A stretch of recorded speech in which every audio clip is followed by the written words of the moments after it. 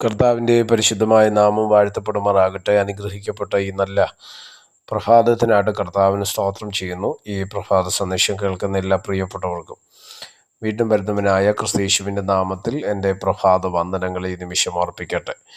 ഉൽപ്പത്തി പുസ്തകം 31 അധ്യായം അതിൻ്റെ 5-ാമത് വാക്യം.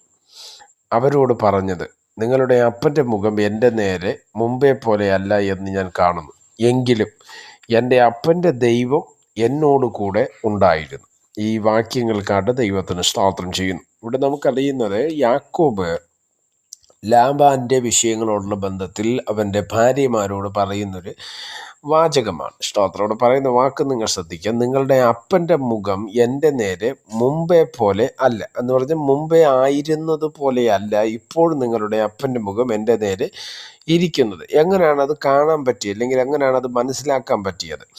31 അധ്യായത്തിൻ്റെ ആദ്യ വാക്യങ്ങളിൽ വായിക്കുമ്പോൾ ഇപ്പോൾ ഇങ്ങനെ പറയുന്നു, എന്നാൽ ഞങ്ങളുടെ അപ്പനുള്ളതൊക്കെയും യാക്കോബ് എടുത്തു കളഞ്ഞു.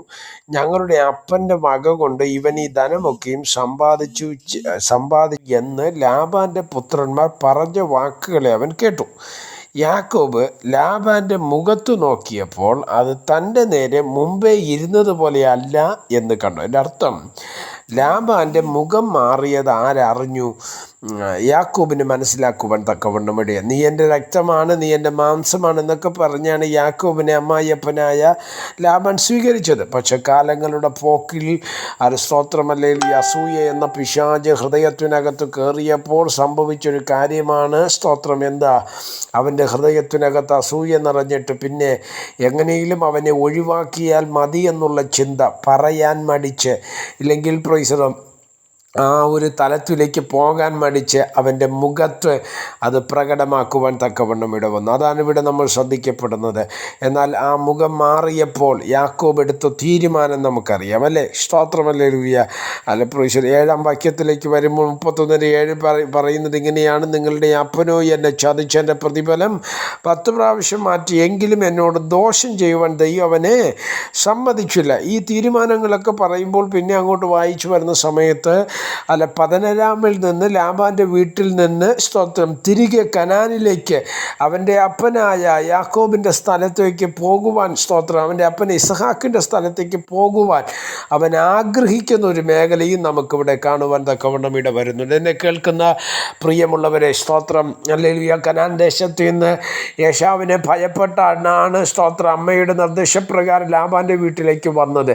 അതൊരു താൽക്കാലിക ഷെൽട്ടർ മാത്രമാണ്, അതൊരു സ്ഥിരവാസ കേന്ദ്രമല്ല. എന്നാൽ ദർശനം നഷ്ടപ്പെടും വിധത്തിൽ, അവനെക്കുറിച്ചുള്ള ദൈവപദ്ധതി നഷ്ടപ്പെടും വിധത്തിൽ ആ ലാബാൻ്റെ വീട്ടിൽ കണ്ടിന്യൂ ചെയ്തപ്പോൾ ലാബാൻ്റെ മുഖം മാറുവാൻ തക്കവണ്ണം ഇടവന്നു. എന്നെ ശ്രദ്ധിക്കുന്ന ദൈവമക്കളോട് ഞാൻ പറയാം, ലാബാൻ്റെ മുഖം മാറിയാൽ യാക്കോബേ നീ അവിടെ നിൽക്കരുത്. സ്തോത്ര, നിനക്കൊരു ദേശം ദൈവം ഒരുക്കിയിട്ടുണ്ട്, നിനക്കൊരിടം ദൈവം ഒരുക്കിയിട്ടുണ്ട്, നിൻ്റെ തലമേലൊരു വാഗ്ദത്തം കിടപ്പുണ്ട്.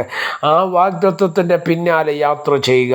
ഈ സന്ദേശം കേൾക്കുന്ന പ്രിയമുള്ളവരെ, ലാബാൻ്റെ പിറകിൽ നിൽപ്പാനല്ല സ്വർഗം നമ്മളെ വിളിച്ചത്, ലാബാൻ്റെ കൂടെ നിൽപ്പാനല്ല കർത്താവ് നിന്നെ വിളിച്ചത്, ലാബാൻ്റെ നന്മകളെ പ്രാപിപ്പാനുമല്ല കർത്താവ് നിന്നെ വിളിച്ചത്. പകരം ദൈവത്തിന് നമ്മെക്കുറിച്ചൊരു വ്യക്തമായ പദ്ധതിയുണ്ട്. ആ പദ്ധതിക്ക് വേണ്ടി നമ്മെ വിട്ടുകൊടുത്ത് ലാബാൻ്റെ കൂടാരം വിട്ടിറങ്ങുവാൻ തക്കവണ്ണം ഇടവന്നാൽ ദൈവം നമ്മെ അനുഗ്രഹിക്കേണ്ട രീതിയിൽ ദൈവം നമ്മെ മാനിപ്പാൻ തക്കവണ്ണം ഇടവരും. അതിനുവേണ്ടി കർത്താവ് നമ്മളെ സഹായിക്കട്ടെ. പ്രാർത്ഥിക്കാം. പരിശുദ്ധനായ ദൈവമേ, സ്വർഗീയ പിതാവേ, ഈ സന്ദേശത്തിനായിട്ട് നന്ദിയോടെ കർത്താവിന് സ്തോത്രം ചെയ്യുന്ന ഈ സന്ദേശം കേൾക്കുന്ന എല്ലാ പ്രിയപ്പെട്ടവരെ തൃക്കരങ്ങൾ തരികയാണ്. അവിടുന്ന് ചിറകടിയിൽ മറയ്ക്കുന്ന അത്ഭുതങ്ങളെ കർത്താവ് ചെയ്യണം. വഴികളെ വാതിലുകളെ കർത്താവ് തുറക്കേണ്ടതിനായിട്ട് ഞങ്ങൾ പ്രാർത്ഥിക്കുന്നു. കർത്താവ് സമസ്ത മേഖലകളെ തൃക്കരങ്ങൾ തരുന്ന കൂടെയിരിക്കണം. മഹത്വം അങ്ങേക്ക്. യേശു കർത്താവിൻ്റെ നാമത്തിൽ പ്രാർത്ഥനകളെ കേൾക്കണം. സ്വർഗീയ നല്ല പിതാവേ, ആമേൻ. എല്ലാവരെയും ദൈവം അനുഗ്രഹിക്കട്ടെ. God bless you.